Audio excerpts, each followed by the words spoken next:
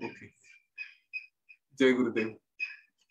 आज हमारे पास समय बहुत ही कम है, केवल 10 मिनट है अभी, क्योंकि आज शनिवार है, 8 बजे सेशन समाप्त करना होता है। कोई बात नहीं, आज का पोर्शन भी उतना ही कम ही है। ठीक है, तो हमने कल तक प्रहलाद का मेडिटेशन देखा, उनका विचार देखा, और अपने आप को समझते समझते समझते उन्होंने जो अपना ही एंड में भगवान विष्णु ने उनको जगाया और उनका राज्याभिषेक किया। तो यहाँ पे श्री राम जी ने 2 प्रश्न पूछे थे और वो बड़े ही सटीक है, बड़े ही इंटरेस्टिंग है। एक प्रश्न पूछा उन्होंने कि इनको प्रहलाद को उठाने के लिए असुरों ने भी प्रयत्न किए थे, राक्षस है उन्होंने भी प्रयत्न किए थे, तो वे उनसे नहीं उठे, लेकिन भगवान विष्णु ने जैसे ही शंखनाद किया तो उसके माध्यम से उठ गए। अभी ऐसा क्यों? यहाँ पर वशिष्ठ ऋषि बताते हैं कि प्रहलाद की जो मन की अवस्था थी, वो वैसे तो जीवन मुक्त हो चुके थे, उनके जीवन में या ये कहे कि शरीर में भी किसी बात का कोई अस्तित्व नहीं था। केवल एक सूक्ष्म वासना होती है कि जिसकी वजह से ये जीवन मुक्त अपना शरीर चलाते रहते, वरना उनका कोई अस्तित्व बाकी नहीं था। अब उस वासना तक पहुंचना ये केवल भगवान विष्णु के ही पॉसिबल था। ये राक्षस उन्हें कितने भी आवाज दे, कुछ भी करे, तो प्रहलाद तो अपने आप में पूरे इतने मगन थे कि उनको बाकी किसी भी कोई भी शक्ति उनको उठा नहीं सकती थी। ये जो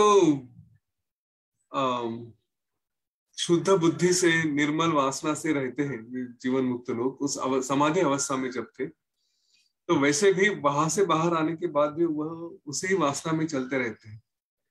और वो किस लिए होता है, तो हमने बताया गया यहाँ पे कि कई सारे योगी कई सालों तक तपस्या करने के बाद ना उनमें कोई वैसे कोई वासना होती है कि जिससे जीवन को सचमुच कुछ किया जाए, या किसी बात की इच्छा होती है, या जीवन जीने की इच्छा होती है, जीवन छोड़ने की इच्छा होती है, ऐसा कुछ नहीं होता।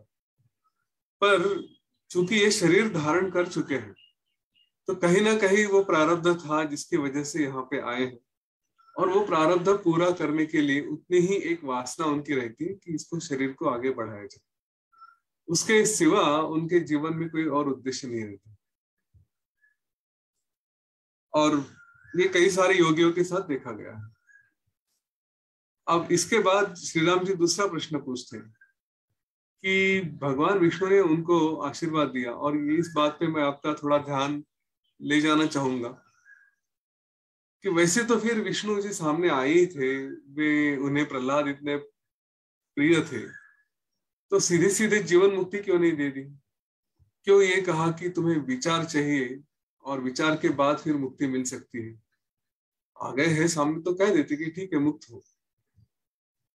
तो इस पर वशिष्ठ ऋषि कहते हैं कि ये एक क्षेत्र ऐसा है मुक्ति का कि जहां पे कोई भी आपको मुक्ति नहीं दे सकता।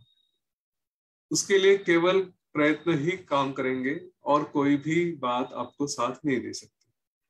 चाहे आप किसी भी देवता की कितनी भी प्रार्थना करें, कुछ भी करें, वे आपको बुद्धि दे सकते हैं, वे आपको शक्ति दे सकते हैं, लेकिन आत्मज्ञान ये आपको अपने प्रयत्नों से ही लेकर आना है।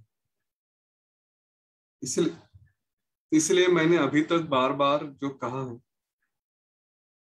आप किसी को भी कितने भी बार सुने, चाहे यतीन जोशी को सुने, चाहे किसी और योगी को सुने, किसी साधु को सुने, किसी ऋषि को सुने, वो सुन के आपको अच्छा लगेगा, एक्सपीरियंस बहुत अच्छा आया, मन एकदम हल्का हो गया, आज तो एकदम अच्छा लग रहा है, वगैरह वगैरह, ये सारे एक्सपीरियंसेस आएंगे।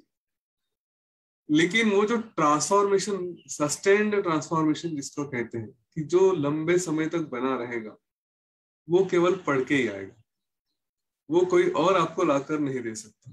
तो आप किसी को भी सुने, कितना भी सुने, इस बात को मैं बार बार हर जगह कहता हूँ, और इस बात का विश्वास रख ले कि जब तक आप स्वयं पुस्तक लेके नहीं पढ़ेंगे, तब तक वो अनुभव आना मुश्किल है। पढ़ने के बारे में थोड़ा और बताऊंगा।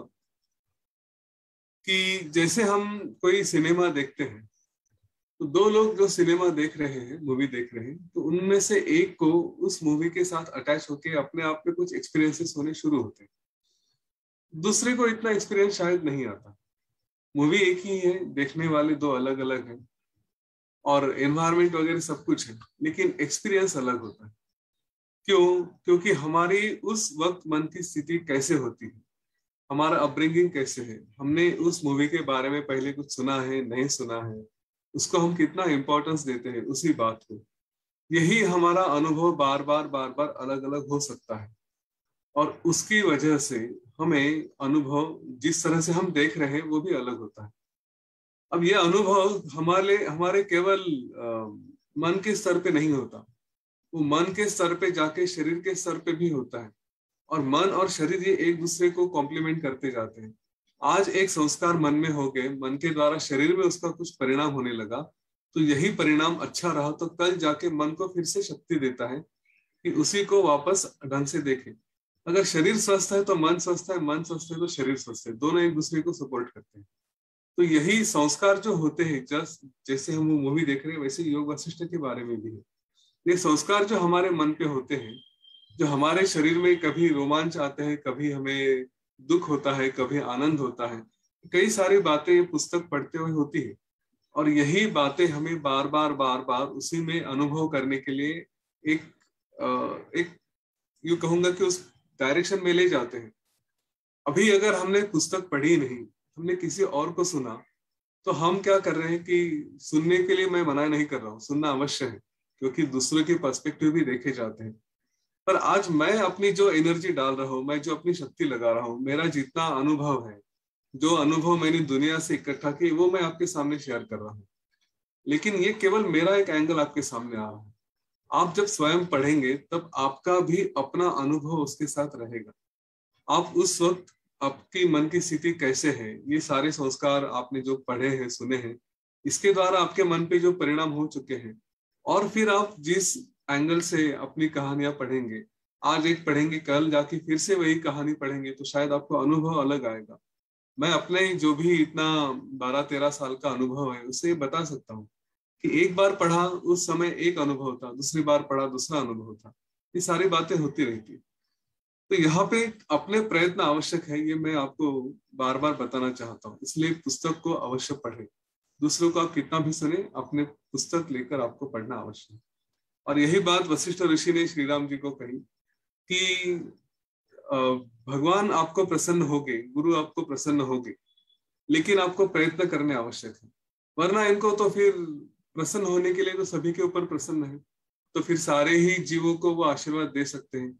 गुरु भी है, हम तो कई बार ऐसा कहते हैं कि मेरे जीवन में सब कुछ गुरु है, तो कुछ भी करना है तो गुरुदेव देख लेंगे। हाँ, हम कई बार ये एस्केप रूट ढूंढते हैं, भाग जाने का रास्ता ढूंढ लेते हैं कि मुझे प्रयत्न नहीं करने हैं ना, तो गुरुदेव के ऊपर छोड़ देते हैं।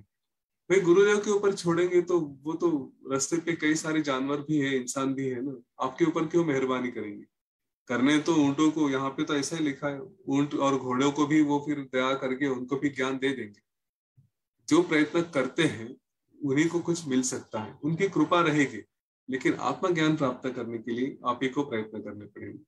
और यही बात केवल इसके लिए नहीं है, जीवन में जो भी प्राप्त करना है, वशिष्ठ ऋषि श्री राम जी को ये बताते हैं कि वासनाओं में इधर उधर मत फंसना, मन को एकदम सावध रख के लंबे समय तक बिना थके हुए यह प्रयत्न करने आवश्यक है। क्योंकि इसमें सावधान के बारे में भी बताया कि जब सावध, ये मन की शक्ति ऐसी है, ये माया ऐसी है भगवान की कि आपको कभी भी लुभा सकती है, और इसलिए इसमें नहीं फंसना है, इसलिए आपको सावध रहना आवश्यक है।